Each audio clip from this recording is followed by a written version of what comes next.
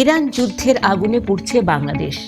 ৩,০০০ megawatt বিদ্যুৎ ঘাটতি, লোডশেডিংয়ে নাকাল দেশ। আসসালামু আলাইকুম। এতদিন সরকার বলে আসছিল দেশে জ্বালানি বা বিদ্যুৎ সংকট নেই, আমাদের উৎপাদন ক্ষমতা চাহিদার চেয়েও বেশি। কিন্তু আজ সেই সত্য আর ধামাচাপা দিয়ে রাখা সম্ভব হলো না। খোদ বিদ্যুৎ বিভাগ সংবাদ সম্মেলন করে স্বীকার করে নিয়েছে দেশ এক ভয়াবহ বিদ্যুৎ সংকটের মুখে। একদিকে তীব্র গরম, অন্যদিকে ৩,০০০ মেগাওয়াট বিদ্যুতের ঘাটতি। কিন্তু কেন এই পরিস্থিতি? উত্তরটা লুকিয়ে আছে মধ্যপ্রাচ্যের উত্তপ্ত মরুভূমিতে। ইরান আর আমেরিকার যুদ্ধ কিভাবে বাংলাদেশের রান্নাঘর থেকে শুরু করে কলকারখানার চাকা থামিয়ে দিচ্ছে, আজ আমরা তার একটি গভীর ব্যবচ্ছেদ করব। ভিডিওটি শেষ পর্যন্ত দেখুন, কারণ এই সংকটের ধাক্কায় আপনার জীবনযাত্রা সামনের দিনগুলোতে আমূল বদলে যেতে পারে।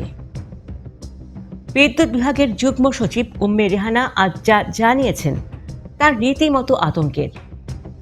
বৃহস্পতিবার দেশের সর্বোচ্চ চাহিদা ধরা হয়েছে ১৭,০০০ মেগাওয়াট, অথচ উৎপাদন হচ্ছে মাত্র ১৪,০০০।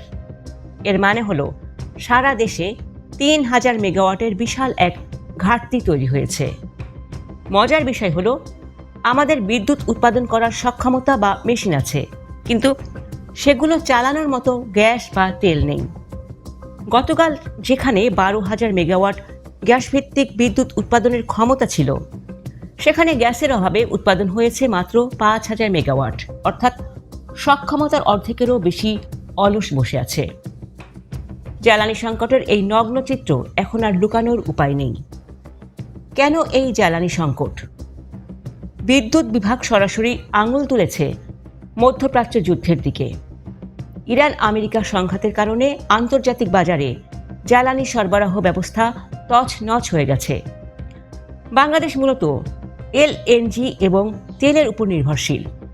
যুদ্ধের কারণে তেলের দাম বাড়ার পাশাপাশি জাহাজ চলাচলেও বিঘ্ন ঘটছে।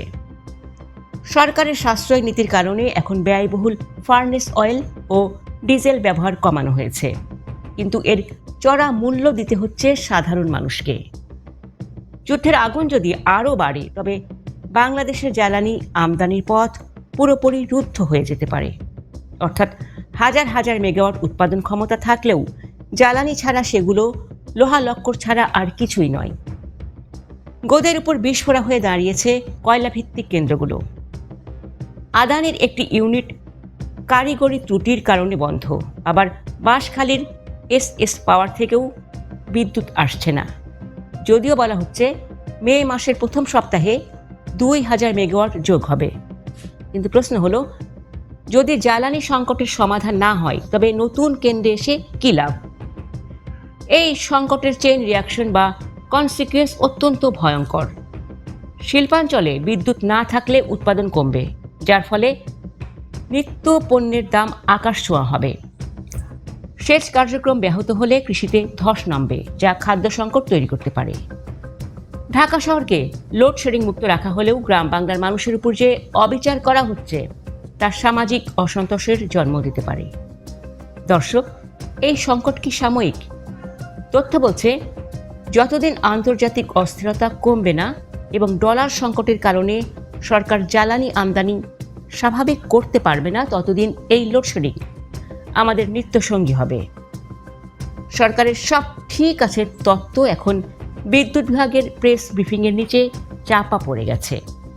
আমরা কি তবে আবার সেই ৯০-এর দশকের অন্ধকারের দিকে ফিরে যাচ্ছি, নাকি এই জ্বালানি নিরাপত্তা নিশ্চিত করতে বিকল্প কোনো ব্যবস্থা নিতে পারবে রাষ্ট্র?